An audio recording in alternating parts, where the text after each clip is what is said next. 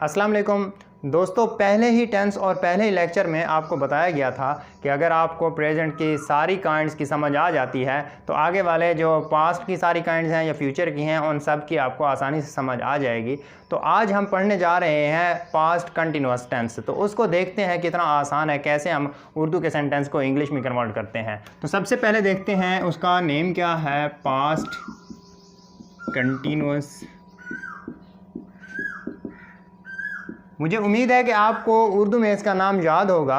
तो इसको उर्दू में हम कहते हैं फ़ेल माजी जारी या इस्तमरारी। इस्तमरारी भी उसको बोलते हैं और जारी भी बोलते हैं। अब इसमें जो वर्क की कंडीशन होगी वो क्या होगी, वर्क इन प्रोग्रेस होगा, यानी काम जो है वो मुसलसल चल रहा होगा, लेकिन किस तरह किस वक्त में चल रहा होगा, गुजरे हुए वक्त में, पास्ट में, माजी में अगर कोई काम चल रहा था तो हम उसको पास्ट कंटिन्यूअस टेंस कहते हैं। तो इसकी उर्दू पहचान क्या होगी, हम देखते हैं उर्दू पहचान। उर्दू फिक्रे के आखिर पर रहा। अब आप खूब जानते हैं जब हमने प्रेजेंट कंटिन्यूअस पढ़ा था तो उसमें जो कंटिन्यूअस की पहचान थी वो थी रहा, रही, रहे। तो उसके बाद हमने हाय हाय हूँ का इजाफा करके प्रेजेंट बना दिया था, यानी रहा है, रही है, रहे हैं, रहा हूँ बना दिया था। वही रहा, रही, रहे, ये तो हो गई कंटिन्यूअस की पहचान। उसके बाद था थी लगाने से हमारा वो पास्ट बनेगा। अब पास्ट कंटिन्यूअस की क्या पहचान हम बनाएंगे, वो बनाएंगे रहा था, रही थी, रहे थे, रहा वगैरह। रहा था, रही थी, रहे थे वगैरह आता है। अब देखें, या तो आपने देखना है कि काम मुसलसल चल रहा हो गुजरे हुए वक्त में। अगर इस तरह नहीं मालूम होता तो इस पहचान से आपने पहचान करनी है कि रहा था, रही थी, रहे थे। अगर आ जाता है तो आपने समझ लेना है कि ये पास्ट कंटिन्यूअस का टेंस है। उसके बाद जब आप पहचान कर लेते हैं फिर बारी आती है स्ट्रक्चर की। इंग्लिश में स्ट्रक्चर क्या होगा, आप प्रेजेंट कंटिन्यूअस के स्ट्रक्चर को खूब जानते हैं, वही स्ट्रक्चर आपने इधर अप्लाई कर देना है। वही स्ट्रक्चर होगा। क्या था वो स्ट्रक्चर, सबसे पहले हम पॉजिटिव का स्ट्रक्चर देखते हैं। सब्जेक्ट था, उसके बाद हेल्पिंग वर्ब था, उसके बाद वर्ब की फर्स्ट फॉर्म थी, उसके बाद आईएनजी था, उसके बाद ऑब्जेक्ट और एंड पे फुल स्टॉप। प्रेजेंट कंटिन्यूअस का यही स्ट्रक्चर था ना, तो इसी स्ट्रक्चर को आपने पास्ट कंटिन्यूअस पे भी अप्लाई कर लेना है। उसके बाद हम इसके हेल्पिंग वर्ब को देखते हैं। हेल्पिंग वर्ब इसकी क्या है, वाज और वर हैं।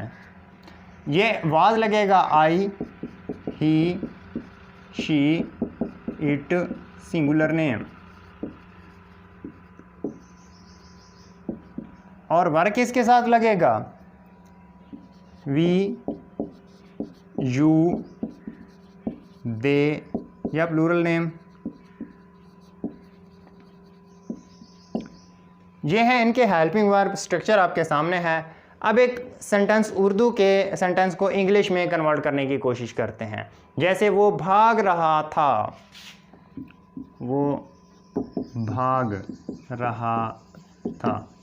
अब देखें, सबसे पहले हमने क्या लगाना होता है, सब्जेक्ट लगाना होता है। सब्जेक्ट क्या होता है, फाइल होता है। फाइल क्या होता है, काम करने वाला। काम करने वाला कौन है इसमें, वो कि हम इंग्लिश लगाएंगे जो कि ही है। उसके बाद हमने हेल्पिंग वर्ब लगाना है। हेल्पिंग वर्ब अब वाज और वर हैं। इन प्रोनाउंस के साथ, इन सब्जेक्ट्स के साथ कौन सा हेल्पिंग वर्ब लगेगा, वाज लगेगा, यानी ही के साथ हम वाज लगाएंगे, ही वाज। उसके बाद मेन वर्ब की फर्स्ट फॉर्म हमने लगानी है। मेन वर्ब कौन सा है, भागना। भागना की इंग्लिश क्या होती है, रन, तो हम रन लगाएंगे। उसके बाद हम आईएनजी का इजाफा करेंगे। उसके बाद ऑब्जेक्ट इसमें नहीं है तो हम अपना सेंटेंस कंप्लीट कर लेंगे, ही वॉज रनिंग, वो भाग रहा था। उसके बाद एक और एग्जांपल को देखते हैं कि वो क्रिकेट खेल रहे थे।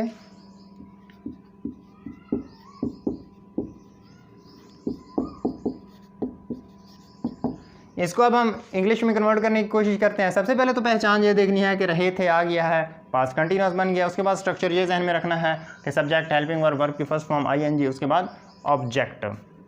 तो हम लाते हैं सबसे पहले सब्जेक्ट क्या होता है, फाइल क्या होता है, काम करने वाला कौन है, वो, और वो जमा में है तो हम लगाएंगे दे। अब दे के साथ तो हम हेल्पिंग वर्ब वर लगाते हैं, दे वर। उसके बाद आगे हमने मेन वर्ब लगाना है। मेन वर्ब की फर्स्ट फॉर्म। वर्ब क्या होता है? फेल। फेल क्या होता है? काम। काम क्या था उसका? खेलना। खेलना की इंग्लिश हम लगाते हैं प्ले। प्ले के साथ हम ING का इजाफा करेंगे, दे वर प्लेइंग।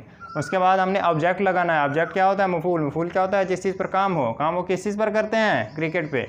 हम लगाएंगे क्रिकेट और एंड पे हमने फुल स्टॉप लगा देना है, दे वर प्लेइंग क्रिकेट। तो इस तरह ये 2 एग्जांपल हमने कर ली हैं। और इसके साथ साथ आपको ये बताता चलूँ कि यहाँ पे मैंने एन के बाद एक और एन क्यों लगाया है। ऐसे वर्ब जिनका आखिरी स्पेलिंग कंसोनेंट हो लेकिन उससे पहले अगर वावल मिलता है तो ING का इजाफा करने से पहले आपने आखिरी कंसोनेंट को डबल करना होता है। जैसे ये रन आ गया है, रन का N ये तो कंसोनेंट है, इससे पीछे वावल है। वावल अगर आ जाए तो इस आगे वाले कंसोनेंट को हमने डबल करना होता है। जैसे पुट है, पुट के साथ अगर ING लगाना हो तो हम इस तरह बनाएंगे TTING। इसी तरह हम सेकेंड को देख लेते हैं। अगर इसमें आपने ING का इजाफा करना हो तो हम N करके फिर ING लगाएंगे। तो ये रूल हमेशा याद रखिएगा कि ऐसे वर्ब जिनका आखिरी स्पेलिंग कॉन्सोनेंट हो लेकिन उससे पीछे अगर कोई वावल आ जाता है तो आखिरी स्पेलिंग को आपने डबल करने के बाद फिर ING का इजाफा करना है। तो ये तो हो गए positive sentences past continuous tense के। उसके बाद हम आगे चलकर देखते हैं कि पास्ट कंटिन्यूस के हम नेगेटिव कैसे बनाते हैं। तो आगे नेगेटिव सेंटेंसेस का स्ट्रक्चर देखते हैं। जो पॉजिटिव का स्ट्रक्चर है आप खूब जानते हैं कि किसी भी टेंस के पॉजिटिव के स्ट्रक्चर में हम हेल्पिंग वर्ब के बाद अगर नॉट लगा दें तो हमारा जो स्ट्रक्चर है वो नेगेटिव का बन जाता है। तो हम इसी स्ट्रक्चर में नॉट का इजाफा करेंगे ताकि ये नेगेटिव बन जाए। कैसे बनेगा? सब्जेक्ट, उसके बाद हेल्पिंग वर्ब जैसे है, उसके बाद हमने नॉट का इजाफा कर दिया, उसके बाद वर्ब की फर्स्ट फॉर्म, उसके बाद ING, उसके बाद हमने लगाना है ऑब्जेक्ट और एंड पे फुल स्टॉप। जैसे आ जाता है अब नेगेटिव सेंटेंस कौन सा हो सकता है? बच्चे शोर नहीं मचा रहे थे। जैसे बच्चे शोर नहीं मचा रहे थे। अब रहे थे से पहचान हो गई कि पास्ट कंटिन्यूअस है। उसके बाद नहीं आ गया, नेगेटिव है। हमने इसको अब इंग्लिश में कन्वर्ट करना है। सबसे पहले सब्जेक्ट लगाया जाता है। सब्जेक्ट फाइल होता है, फाइल काम करने वाला। काम करने वाला कौन है? बच्चे, चिल्ड्रन, द चिल्ड्रन। अब देखें जब प्लूरल आ जाता है सब्जेक्ट हमारा, उस वक्त हम हेल्पिंग वर्ब वर लगाते हैं, वाज नहीं लगाते। तो हम लगाएंगे were, the children were. Helping verb के बाद हमने नॉट लगाना है, वर नॉट। उसके बाद हमने वर्ब लगाना है। वर्ब फेल होता है, फेल काम होता है। जब शोर मचाया जाता है उस वक्त मचाना की इंग्लिश हम मेक लगाते हैं। तो हम मेक लगाएंगे, नॉट मेक, इसके साथ ING का इजाफा, मेकिंग। उसके बाद ऑब्जेक्ट ऑर्गेनाइज और एंड पे हम फुल स्टॉप लगा देंगे। अब देखें the children were not making a noise.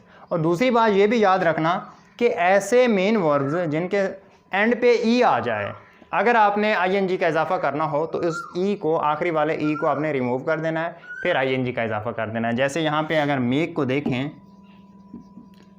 इसका एंड पे ई था, मैंने ई नहीं लिखा, मैंने क्या किया? MAKING। ये रूल भी हमेशा याद रखना।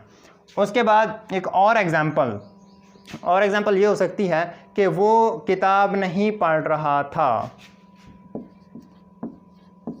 किताब नहीं पढ़ रहा था। अब इसकी ट्रांसलेशन करते हैं इंग्लिश में, कैसे कन्वर्ट करते हैं? सबसे पहले वही रूल है, सब्जेक्ट फाइल होता है, फाइल काम करने वाला। काम करने वाला कौन है? वो की इंग्लिश हम लगाएंगे ही के बाद हमने हेल्पिंग वर्ब लगाना है। हेल्पिंग वर्ब ही के साथ हम वाज इस्तेमाल करते हैं, तो हम लगाएंगे यहाँ पे वाज। उसके बाद नॉट का इजाफा, ही वॉज नॉट। उसके बाद हमने मेन वर्ब लगाना है। वर्ब क्या होता है? फेल होता है। फेल क्या होता है? काम। काम उसका क्या था? पढ़ना। पढ़ना की इंग्लिश हम लगाएंगे रीड। रीड के साथ हम ING का इजाफा करेंगे, ये रीडिंग बनेगा, ही वॉज नॉट रीडिंग। उसके बाद ऑब्जेक्ट क्या होता है? मफूल। मफूल क्या होता है? जिस चीज़ पर काम हो। काम वो किस चीज़ पर करता है? किताब पर। तो किताब की इंग्लिश हम बुक लगाएंगे।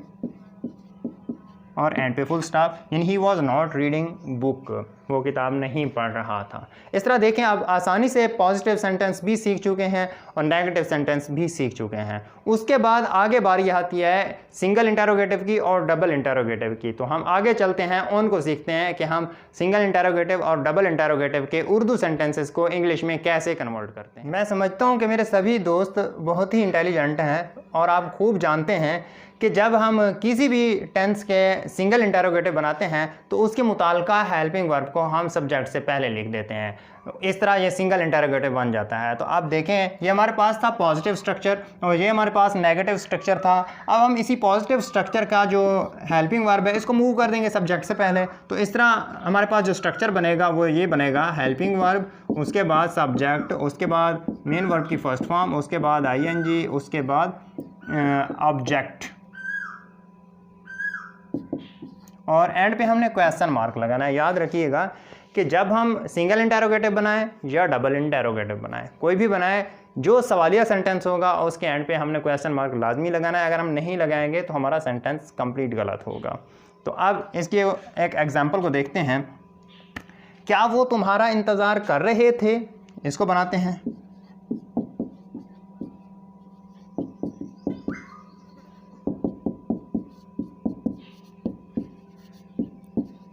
अब देखें क्या आ गया है और सिंगल इंटरोगेटिव और डबल इंटरोगेटिव में क्या डिफरेंस है। डिफरेंस ये है कि ऐसे क्वेश्चंस, ऐसे सवालिया सेंटेंसेस जिनका आंसर हम येस नो में दे सकते हों वो सिंगल इंटरोगेटिव हैं और उनके लिए व्हाट लगाने की ज़रूरत नहीं होती, चाहे वो किसी भी टेंस का हो। हमने सिर्फ उस टेंस का हेल्पिंग वर्ब शुरू में लिख देना है, फिर वो सिंगल इंटरोगेटिव बन जाता है।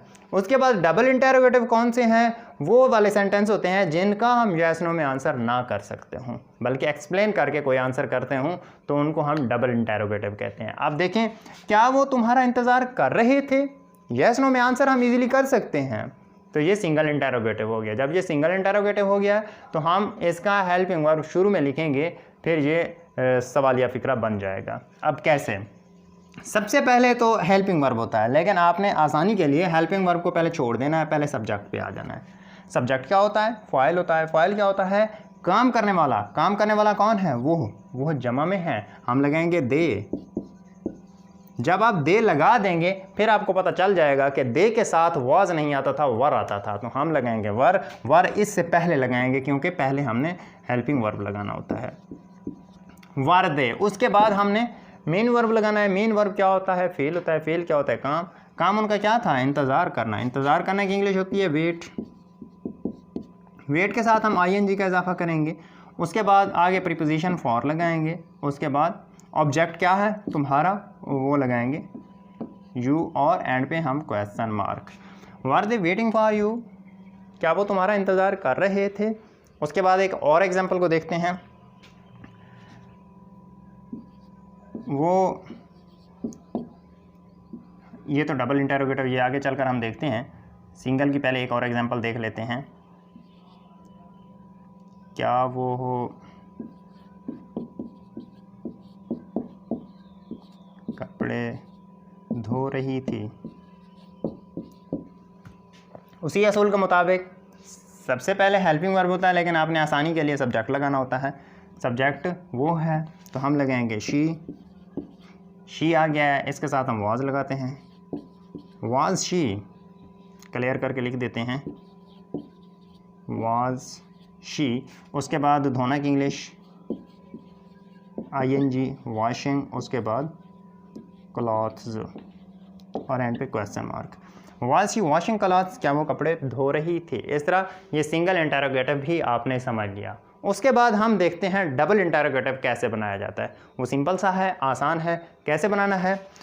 जिस तरह आपने ये स्ट्रक्चर देखा है, helping verb, subject, main verb की फर्स्ट फॉर्म ING और ऑब्जेक्ट, इसी स्ट्रक्चर से पहले आप WH फैमिली वर्ड लगा देंगे, फिर वो डबल इंटरोगेटिव बनेगा। तो हम आगे चलकर देखते हैं कि कैसे इसका स्ट्रक्चर है। अब डबल इंटरोगेटिव कैसे बनाना है? डबल इंटरोगेटिव के लिए आप सबसे पहले WH फैमिली वर्ड लगाएंगे। उसके बाद जो सिंगल इंटरोगेटिव का स्ट्रक्चर था उसको बगैर किसी तब्दीली के आपने उठाकर इधर लिख देना है। कैसे बनेगा? हेल्पिंग वर्ब, उसके बाद सब्जेक्ट, उसके बाद मेन वर्ब की फर्स्ट फॉर्म, उसके बाद आईएनजी, उसके बाद ऑब्जेक्ट और एंड पे क्वेश्चन मार्क। अब इसकी एग्जांपल को देखते हैं कि उर्दू का एक सेंटेंस जो डबल इंटरोगेटिव में हो हम कैसे उसको इंग्लिश में कन्वर्ट करेंगे। जैसे आ जाता है वो कहाँ जा रहे थे। पहली बात, डबल इंटरोगेटिव कहाँ से पहचान हुई कि जहाँ पे कहाँ आ गया है। यस नो में आंसर हम नहीं कर सकते। अगर मैं पूछ लेता हूँ वो कहाँ जा रहे थे, यस नो में आंसर कर सकते हैं? हरगिज़ नहीं कर सकते। तो हमें पता चल गया कि ये डबल इंटरोगेटिव है, हम एक्सप्लेन करके इसका आंसर करेंगे। तो डबल इंटरोगेटिव के लिए सबसे पहले WH family word. WH family word कौन से हैं? What, where, when, why, how, who, whom, ये वाले अल्फाज होते हैं। तो उनमें से कोई एक ज़रूरत के मुताबिक अब कहाँ आ गया है, तो WH फैमिली वर्ड्स में से वेयर हम लगाएंगे, यहाँ पे हम लगाएंगे वेयर। उसके बाद हमने हेल्पिंग वर्ब लगाना है, लेकिन हेल्पिंग वर्ब से पहले आप सब्जेक्ट लगा दें तो बेहतर है। सब्जेक्ट क्या होता है? फाइल। फाइल क्या होता है? काम करने वाला। काम करने वाला कौन है? वो, और वो जमा में है, हम लगाएंगे दे। दे के साथ हमें मालूम है कि हम वर लगाते हैं, अब इससे पहले हम वर लगा देंगे, वेयर वर दे। उसके बाद मेन वर्ब फेल होता है, फेल काम होता है। काम क्या था उनका? जाना। जाना की इंग्लिश हम लगाएंगे गो, और गो के साथ आईएनजी का इजाफा। उसके बाद ऑब्जेक्ट नहीं है, हम क्वेश्चन मार्क लगा देंगे। इस तरह हमारा सेंटेंस कंप्लीट। उसके बाद एक और एग्जांपल को देखते हैं। और एग्जांपल ये हो सकती है कि वो हो क्यों रो रही थी। अब देखें, आप खूब जानते हैं, सबसे पहले हम WH फैमिली वर्ड्स क्यों, तो हम लगाएंगे वाई।